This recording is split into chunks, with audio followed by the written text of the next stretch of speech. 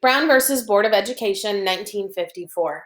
Different races, different schools. In 1950 and 1951, Black parents and students in several states got tired of laws that required children of color to attend separate schools from white children. For decades, many states had kept blacks and whites segregated or separated from each other based on their race. In 1896, in the case of Plessy versus Ferguson, the Supreme Court had said this segregation was constitutional as long as the separate facilities for blacks and whites were equal. In some places, schools for blacks were run down and lacked things like gyms or cafeterias. In many places, there were school buses for whites, but not for blacks. Parents had to send their kids across town to school when there were schools right in their own neighborhood. But the closer schools were for whites only. With the help of the National Association for the Advancement of Colored People, the NAACP, parents and students decided to challenge the Plessy decision. In Topeka, Kansas, Oliver Brown and several other parents tried to enroll their children in closer whites-only schools. They were rejected. In other states, people's efforts to get better facilities for black schools were ignored. The argument? Brown and others argued that segregated public schools are not equal and cannot be made equal because keeping blacks and white students separate sends a message that black students are inferior.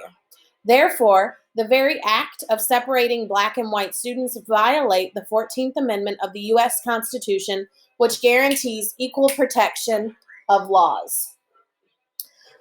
The Supreme Court agreed in the complete reversal of its decision in the Plessy case. The court said that the separate but equal doctrine has no place in public education.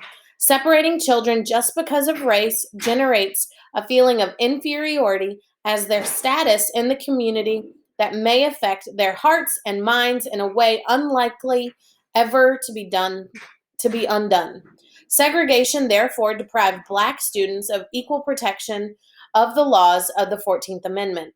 The court's decision rejected the separate but equal doctrine the court had approved 58 years earlier in Plessy versus Ferguson. Now, all white schools could no longer reject black students. Although the court's decision was aimed at K-12 public schools, the decision was also applied to colleges and universities. But not everyone was happy with the decision in Brown. In 1963, Alabama Governor George Wallace spoke out against letting black students attend the University of Alabama.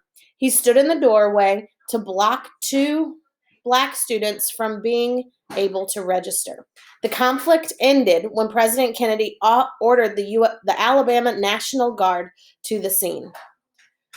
The issue: is it constitutional to make children of color attend different schools from white children, even if the school facilities are equal? No, because segregation sends a message that children of color are inferior.